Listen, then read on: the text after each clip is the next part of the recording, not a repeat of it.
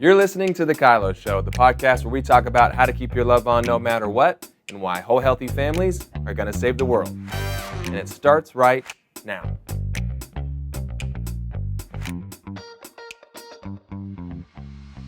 Hello and welcome to The KYLO Show. We're having some fun. I'm back.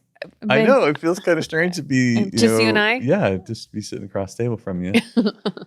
I don't have any facial hair. How you been? I've been good. Yeah. I'm not one of the guys. No. We had Jimmy and Gina on. Mom was here with us though. Yeah. So it's been a little minute since I was just the two of us. I know. So, but I love the topic that you've been carrying on while I've been gone. It's been a lot of fun. And it's a pretty important one. There was a lot of man energy going on. It was good. Yes. What's fun is to listen to it because I'm normally in this room, so I don't hear all the giggles and whatever's going on. I won't say you guys weren't giggling, but it was funny listening to some of the hoot and hollering that was coming through the door because it sounded like just a good old time you guys were all having in here. Turned it into a locker room for a little while. You did. Yeah, you did. Yeah. But it's good because we need, I have such a heart for fathers to be engaged and to feel confident and desire that role and position in the home and the family. And so I love just watching you rally even the guys in our office that are fathers to speak from their heart and break off a piece of their life and hand it away to our listeners, and then inviting Chris in his new book. Just so many rich things we've got going on. We have more guys in this office than we've ever had. Yes. And they're all fathers. Yay. Which is really fun. Yeah. And it's not very, you don't have to scratch very deep to find the fruit of responsibility. Like men who have been willing to take responsibility for not only for themselves, but for a wife, for children, for provision, for influence, for leadership. These guys are, they're doing a good job. Yeah. And so it's very fun to just crack it open and let other people see that as well. Yeah. We, Ben and I are leading it's going to be for 3 months, a marriage kind of healthy families class at Jesus Culture. And one of the things that we talked last week with them was the needs that a man has and a woman and how they're different and different things like that. But one of the things you just said was to be providers and provision.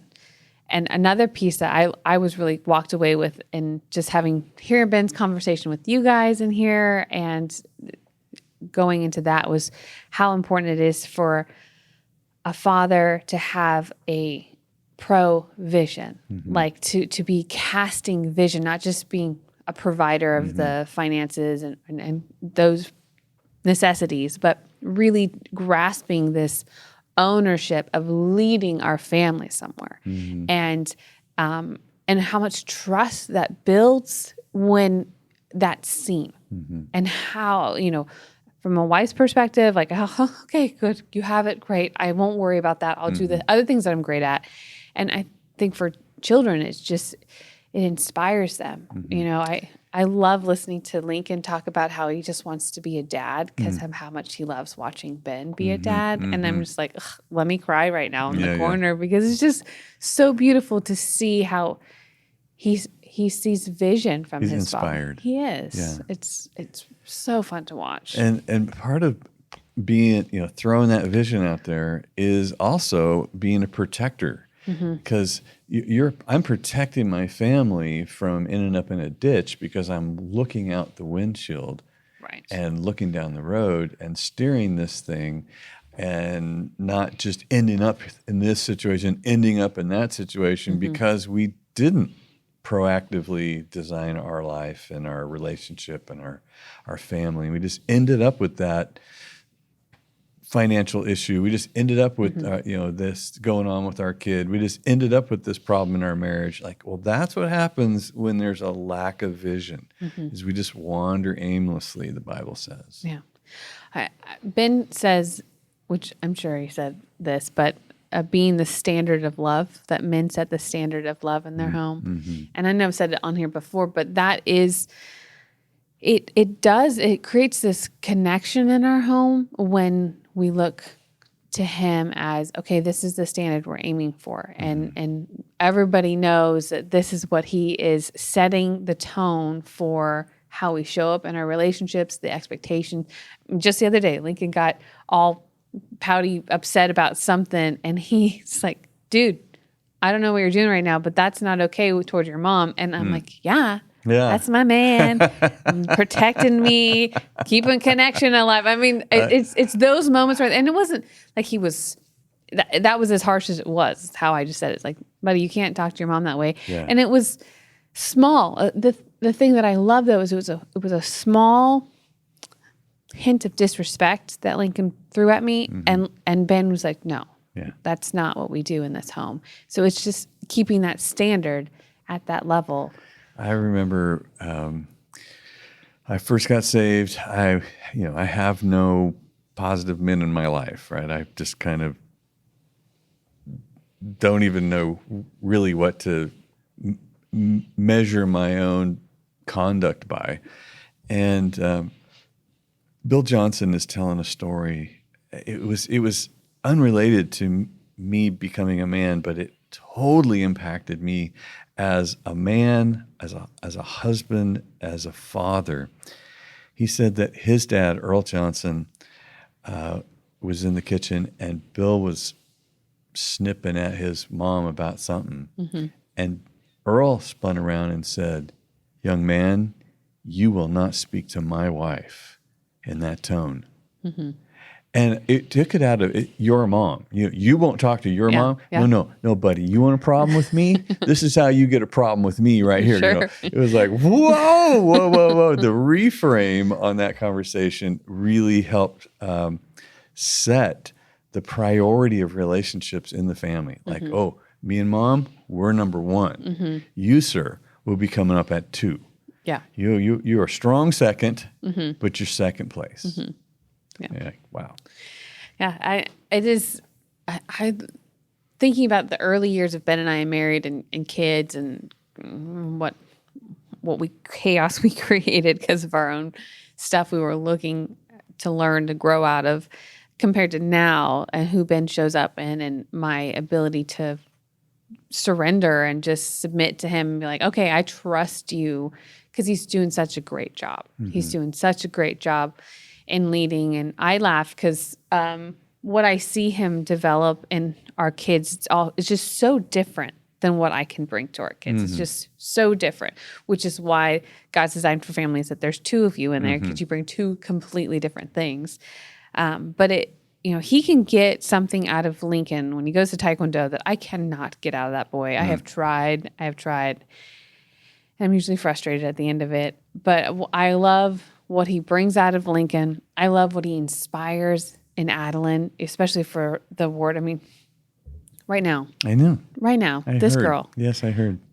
And it's so much, it's been connection to feeding this in her. Yeah. She's decided, she's 14, because this is totally what I was doing when I was 14, me too. is she's making a prayer wall in her closet. So she has a prayer closet and she's got all her scriptures and then she's got these declarations she's making of herself, her friends, her family, her sister.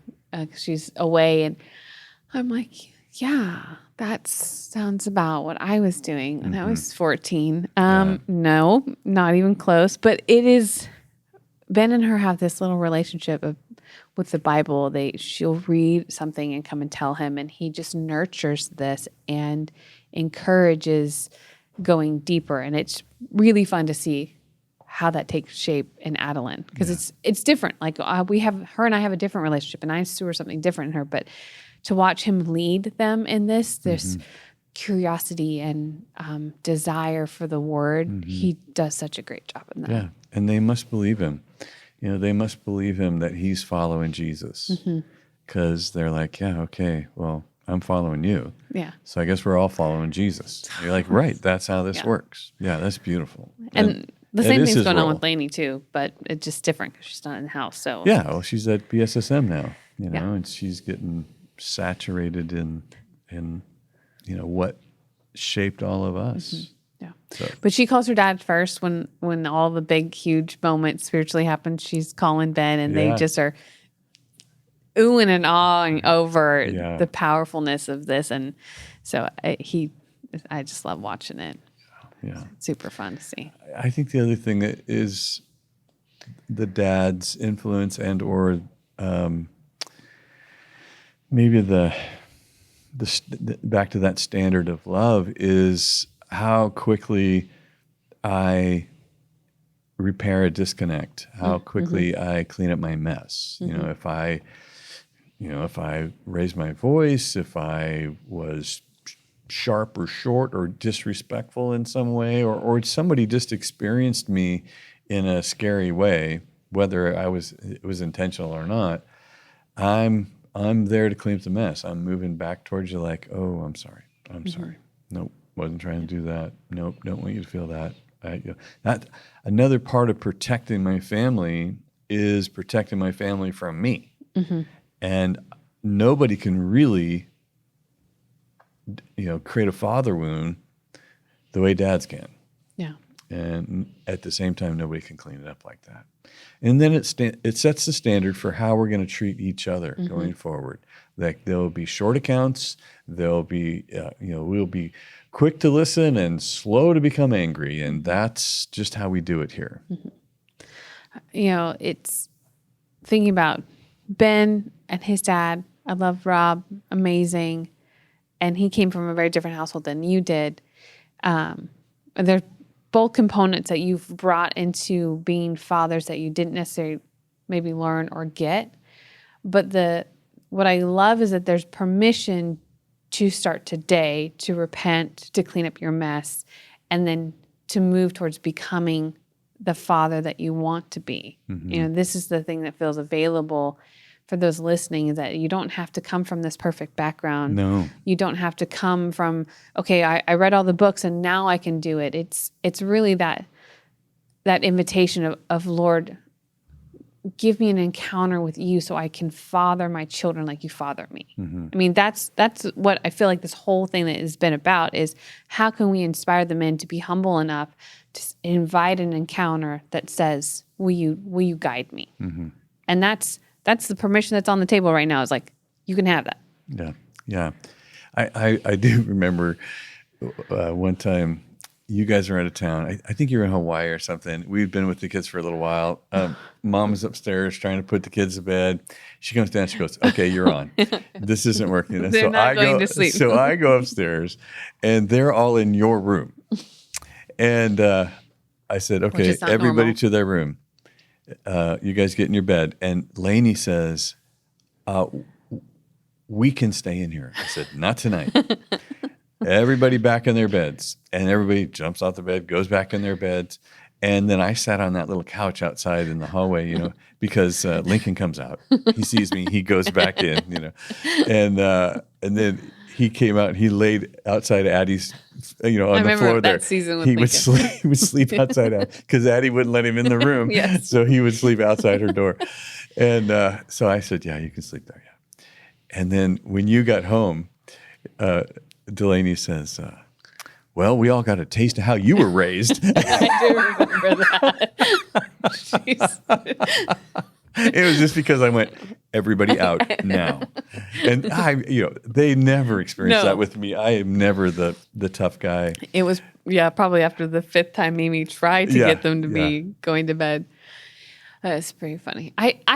One of the things that I very much still vividly remember with you, talking about being a leader, the protector, and trying to guide me but without telling me what to do. Like that was, nurturing my heart, giving wisdom, but not using it as I'm the father, so that's the law type of experience.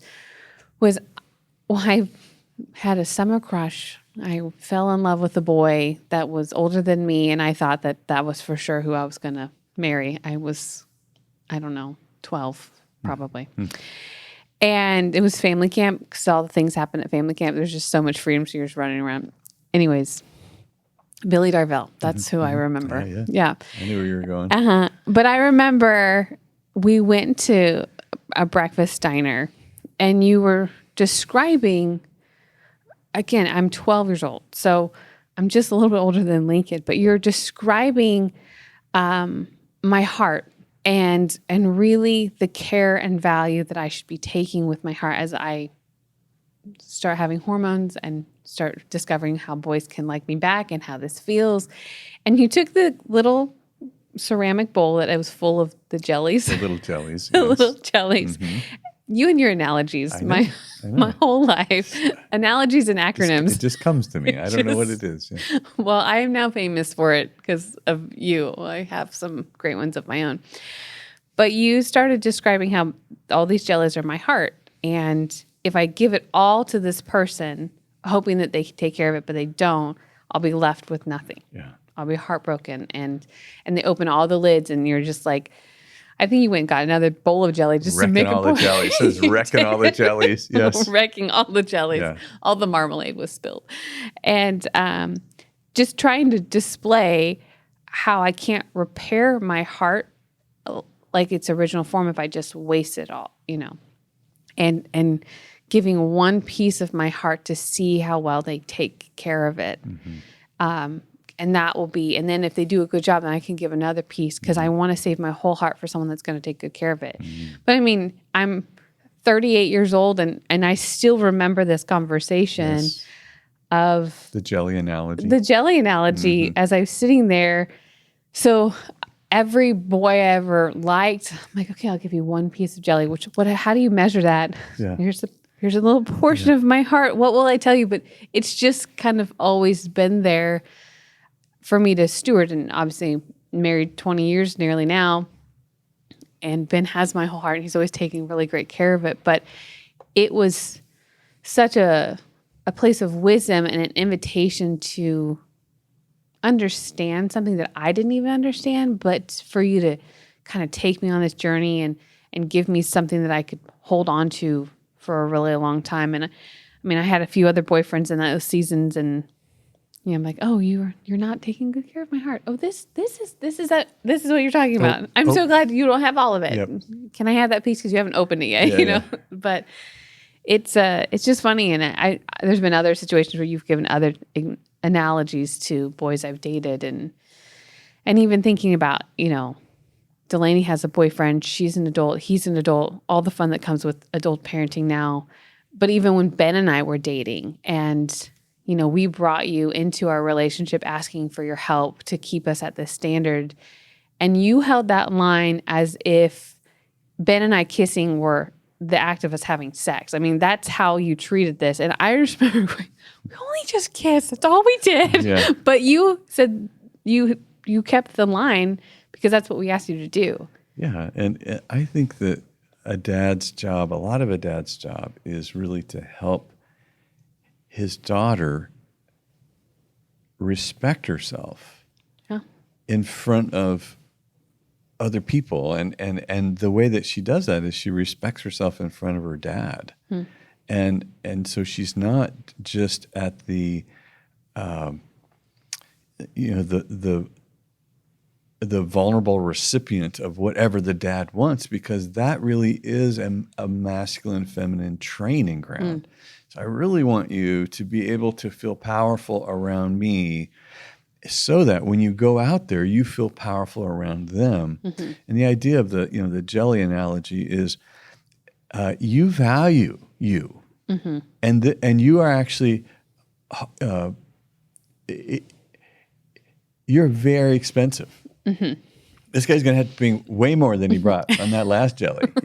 Like, dude, wow, that could be a deal breaker the way you did that jelly right there.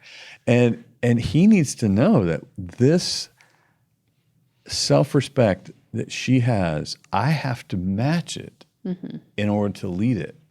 And that really, I think, comes from this relationship where I am teaching you have to value your heart. You have and you have to steward that, because there's a lot of folks that have no idea how to communicate respect to a woman especially as a young man. Yeah. I remember standing at your wedding and I got you on my arm and Rob says, "And who gives this woman to this man?" And I thought, this is your chance to get out of it right here, honey. You're going to trade me for that boy. Is that you sure you want to do this? This is all going on in my head. And you're like, yeah, Daddy. Yeah, I do. And I just couldn't believe it. I just couldn't believe what was happening. Like, you are going into the stewardship of this boy. Mm-hmm. Wow. We got to stick around. We got to keep close here. This is going to be a bloodbath, you know? So it was part of the provision really was to do everything that I could to respect you so that you respected you. Mm-hmm. And then protect that as we mature. Yeah. And now having a daughter that's older, you know, when she holds the standard of her dad next to the boys that she's dating or interested in, I love that she's got such a good example of the same thing. And I think that's what I remembered you did for me was, how does this, and now it's funny because we're 20 years in, you and Mom are nearly 40, and I laugh. I'm like, I literally married my dad in so many ways, which is so funny because I knew that was what I was looking for, but there was definitely moments where I couldn't see it because Ben is so himself, and now I'm like, oh, you are so my dad. You're so my dad. This is hilarious, but it's wonderful all in the same time. Yeah, so, but that's the beauty of fathers for sure. Yeah, well, this series has been a lot of fun to do, and if you're just getting in on it, you might want to start at the beginning. Yeah, start at the beginning and kind of listen through. But if I was going to leave you with maybe one thought, I think I would say, make sure that you surround yourself with great men. Mm-hmm. You know, as a man, you've got to have brothers. You've got to have these guys that will tell you the truth. They'll razz you. They'll encourage you. They'll chide you. They'll rebuke you. They will inspire you. They'll cry with you. They will, they will be there not only today but tomorrow. And the best friends have been there yesterday. Mm-hmm. And so we build these covenant relationships amongst men, and we make time and priority for them. Mm-hmm. As much as if, you somehow have figured out how to go to the gym, or you figured out how to go golfing, or you figured out how to, include something in your life, this would be one of those things that you make a priority. And maybe you could go to the gym with these guys, or maybe you could go golfing with these guys or whatever. But it's got to be when you're down, when you're hurting, when you're confused, you have somebody you can call. Mm-hmm. And don't allow yourself to develop what Stephen Mansfield calls rusty relationships, where it's been so long since you talked to this guy, and now you're hurting and you're down, and you feel stupid for calling him because you didn't value him enough for the last year and a half. And now you're going to call him? No, you're not. You're going to do this by yourself again, which is Proverbs 18:1. A man who isolates himself seeks his own desire and rages against wise counsel and judgment. You basically end up a fool when you isolate yourself. And this is what happens because I didn't prioritize. And I can't believe it's been, has it really been 9 months since I talked to you? Well, wow, how you been? Yeah, good. Hey, I am in trouble. Yeah. Like, no, that's not going to happen. It's going to be somebody's going to look at you and say, hey, where you been? Mm-hmm. Are you in trouble? Are you hiding? Mm-hmm. Yeah. This is the second weekend we haven't talked. What's going on? Yeah, I'm in trouble. I think it's important, for the wives to make space for those things as well. Yeah, it's a partnership for sure. And, Ben's on a call twice a month with your Dragon Slayers group and with his. Mm-hmm. And then all the calls in between of all these guys just calling to check in. Mm-hmm. That guy's on the phone all the time. And he was doing also the Jesus Culture's Men. So the 3 Thursdays out of the month, he's doing something with these men typically. Jesus culture is not as frequent, but it's a sacrifice. It comes, it costs something. But the benefit that I have seen from him doing this far outweighs any Thursday night I'm giving up. Yeah. And what I get to see in Ben is he's always been a really great friend. Like that's just one of Ben's qualities. He's a great friend. But it's like he went to the gym for being a friend and by doing Dragon Slayers. I don't know how else to describe it. If all of a sudden he's worked up muscle with his intentionality, how he stewards these friendships and how he asks questions with these friends, how he lets people in. It's something I haven't seen in all the years I've been with Ben and his friendships. It's just another level of commitment and covenant that I'm seeing him develop an ability to give away. And it's not just in these relationships, it's even with me. It's like he's gone to the gym for friendship and he brings that strength back to me. Yeah. And he has an option besides you to process with. So when he's feeling insecure or he's feeling like a failure or he's feeling, confused or whatever, he's not processing that with you.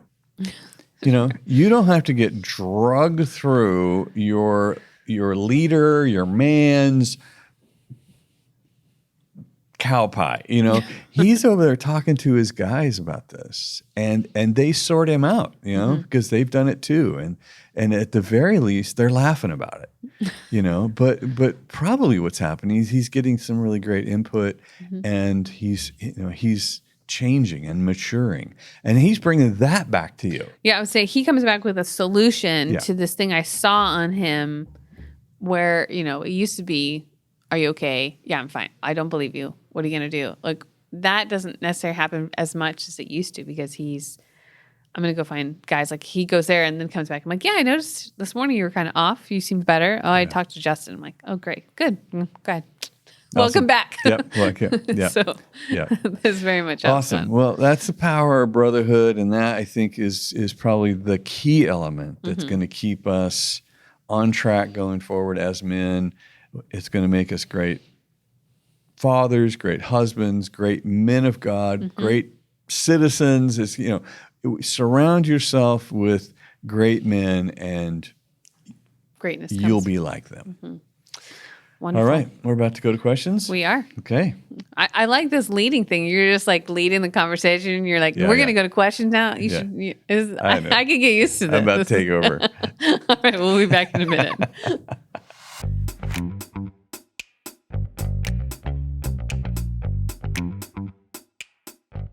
We want to tell you a truly inspirational story.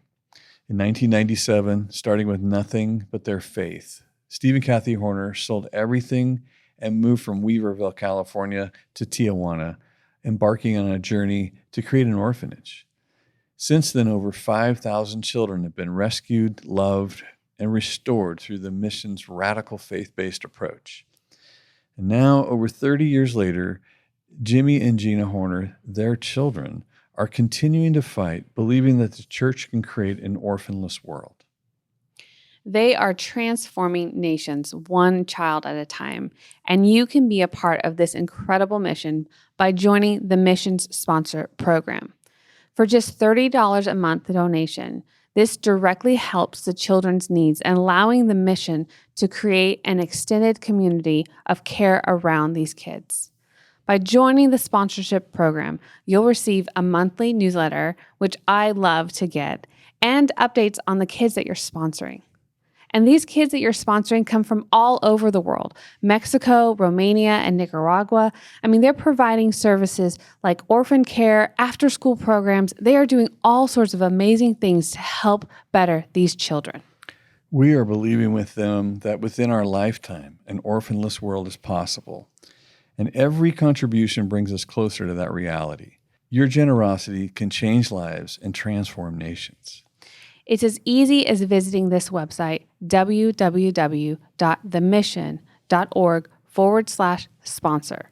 This is how you become a sponsor for a child today. Just remember, we are partnering with the mission and helping create whole, healthy people that create whole, healthy families.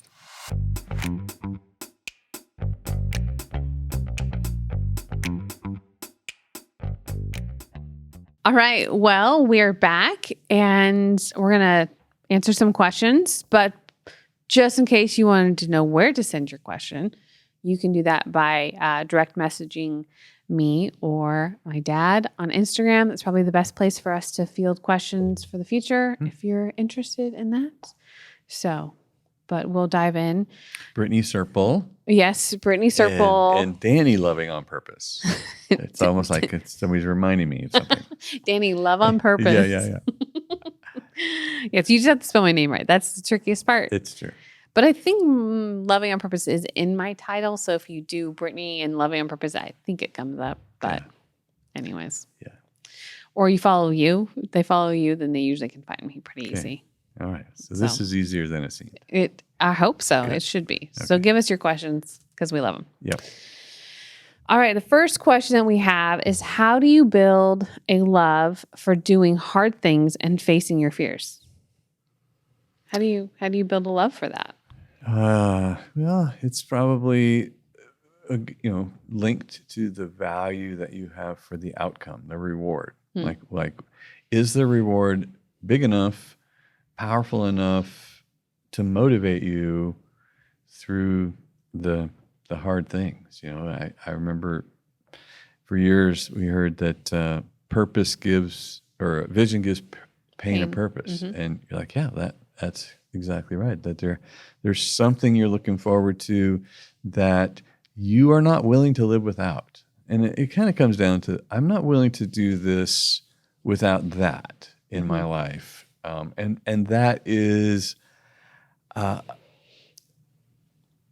nourishing, connected relationship with my spouse that I really enjoy.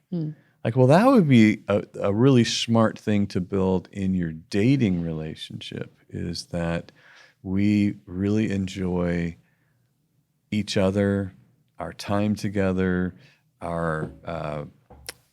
we have a similar destination we're working towards.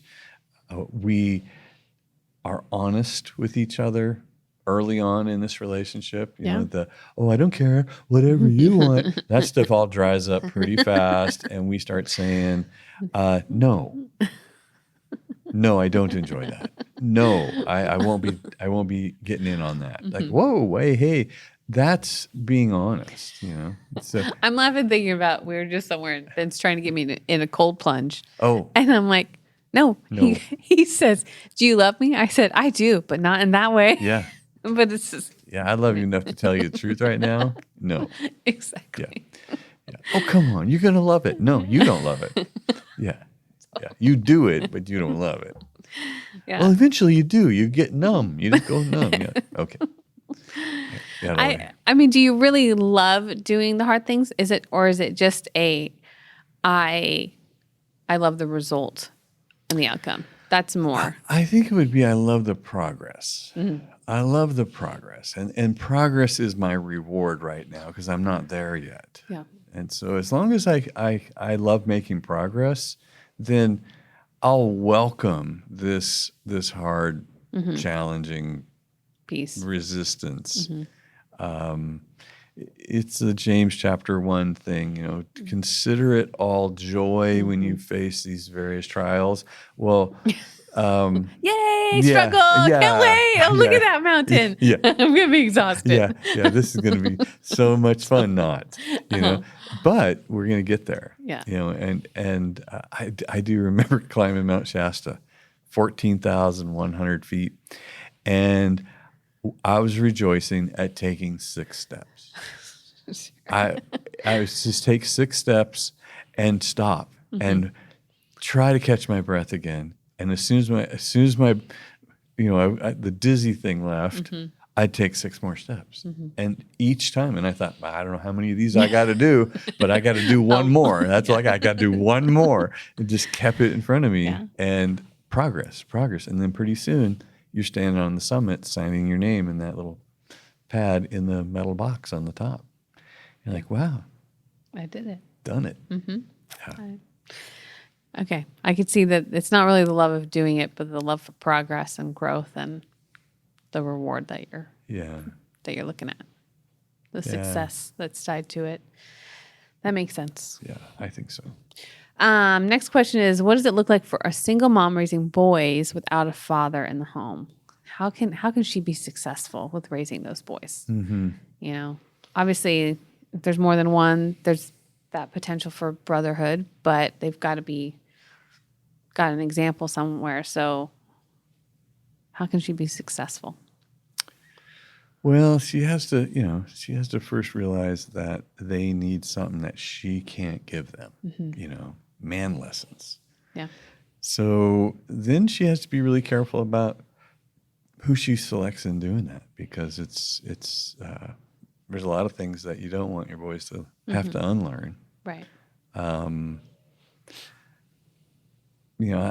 think that I got around a lot of guys that were older but kind of peers as a young man. Like I left home when I was 15. I'm like, okay, well, this is kind of scary out here. And yet there were adults around me, because I was entering an adult life, and there were people who were responsible, who went to work every day, who paid their bills. They would talk to me, and I do remember getting a bunch of basic life skills from people that were older than me.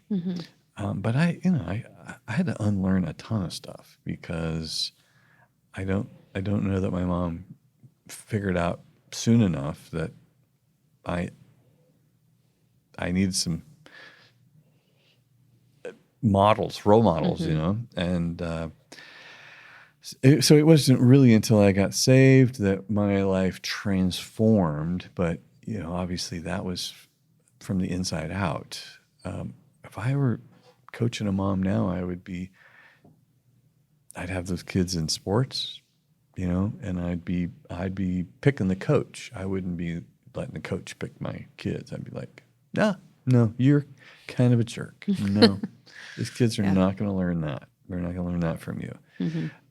Maybe you're an assistant coach somewhere as a mom, on a team or whatever. But you get your boys around other boys, and you get them doing those kinds of things, and you participate in it at some level, because there will be below standard activity that you want to be sure that you're like, no, you're not going to spend the night at Johnny's house. No, that's not happening. Eddie, you can go over to Eddie's house. I like that. Yeah, we can do that. Just be present and participate at the same time. Realize it's really not your job to give him man lessons. I remember watching a few single moms ask Ben to be this presence for some of their sons. And, Ben was young. We had young kids, so he was still learning how to figure it out, but he was doing better than there was nothing at home. So, and what's fun now is to see some of those young men come back and say thank you to Ben for being that example, for pieces that, I think about, we had Chris, John Tillery, Bill Johnson, Bill Derryberry. I mean, you had all these different types of men that gave you different pieces that helped you develop how to be a man. And I love when the courage it takes to ask. I think that's another piece I would encourage moms, is be brave enough for your boys to ask a great guy, do you have capacity and are you willing? And take whatever they can give you. Like they may not be able to be their father, but they can give you an hour once a week. I'll take it. Absolutely. Yeah, I think that as I'm thinking about this answer, I think what my mom did right was I played Little League baseball, Dr. Polka. I don't know what that is. He was the doctor in town. His name was Dr. Polka, Mike Polka. He was just an old, gruff, doctor, and he Can only imagine. He did a good job, though. He did a good job with his son. His son went on to be like Mr. Baseball or something, but he was a good coach. And my mom was at my games. I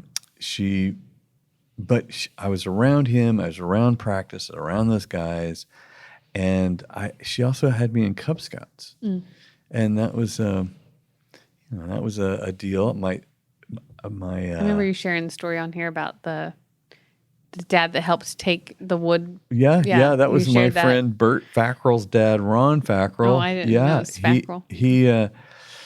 He helped me with those little projects that you're supposed to make something out of, like, oh, geez, I don't even know what this is. And so he kept me in the game. I got a ribbon. Yeah. But the Cub Scout experience was being around other boys who are learning about the same age as me. And, I understand it got invaded by, perverts and predators. But, if you can find some place that you feel safe and you feel you respect the leaders there, and they're going to create a good culture, and find a way to get involved in that. Yeah, that's great. I think those are all really good suggestions. And okay. So the next question we have is this: many people now have a fear of having family and kids. Society says that we are better off without them. How do we counteract those lies? Get married and have a bunch of kids. Just do it. Just do it. Get out there and just do it. Because what we need is we need a bunch of families out there. Is what we need. The demise of our society is people getting more and more selfish and more afraid. Totally. They just get more and more afraid of sacrifice, of devotion, of covenant. The more you avoid something, the more afraid you are of it. If you're just terrified of spiders and every one of them you freak out and run away from, the next spider is bigger and hairier and more dangerous. Well, all I can think about is Delaney. We went to the Sundial Bridge, and it's the land of spiders there. If you've ever been there in Reading, it's just full of river spiders. So they're big. Yeah. We were walking. We're nowhere near anything that could be close to it. And she's screaming, flipping out. I was laughing. I said, "No spiders are going to jump on your head right now. You need to calm down." Yeah. But it's true. I think about, do you want to be a consumer in this world or a contributor? And so much of deciding to not have a family, it's hard to not be a consumer. Yeah. And that's that selfishness, that thing that takes over because you've decided I just want to feed myself. Yeah. And to contribute and to sow into and to, that having kids, marriage is amazing and super fun. It's on one level, but then it's like you level up when you have kids. It just gets so much more fun. And then watching, there's heartache in it, but there's heartache in everything that you do. And having a family is the greatest reward I think that you can have here as an expression of what the Father has for us. Is such a beautiful invitation. The greatest things that have happened in my life happened because I got married and I had children. Who I am today happened because I got married and had children. That pulled things out of me that no other experience would have pulled out of me. Absolutely. And forced me to face about myself, forced me to grow and develop, and gave me a strength to give away. I think of a conversation I had recently with a young man, and he was basically saying, how do I get respect from a man? I said, I think that what I respect most about other men is their level of responsibility. And I was talking about Ben. I said, look at Ben. Ben has, not only has he taken great responsibility for his own heart and his own character, but he's taken responsibility for a wife, and he's taken responsibility for children, and he's taken responsibility to be an influence and to grow as a leader. And he's taking responsibility for people that he may never met, let alone will they ever say thank you. And that garners a lot of respect when you see people take responsibility and they build companies and they employ people and they impact schools, they impact the poor. They just do all these things with the strength of their life because they took on responsibility. Yeah. Yeah, it's a powerful thing. I don't know why you would. It's like you're missing out if you choose to partner with. You got tricked. You got duped. You totally got duped. You gave into that lie, and it's robbed you. Yeah. And I would just chase after truth. Yeah. Which I think the Bible actually encourages this, if I've read it right. But anyways. Right. Well, it is super important that we break through that lie and realize that the biggest, best life that you have available to you is on the other side of building a family, and then just staying with it and continuing to build it. And I know people have been through broken families and have had to figure it out. And I'm not saying that doesn't happen, but it will. You do a good job working through all that, and you couldn't have created a life for yourself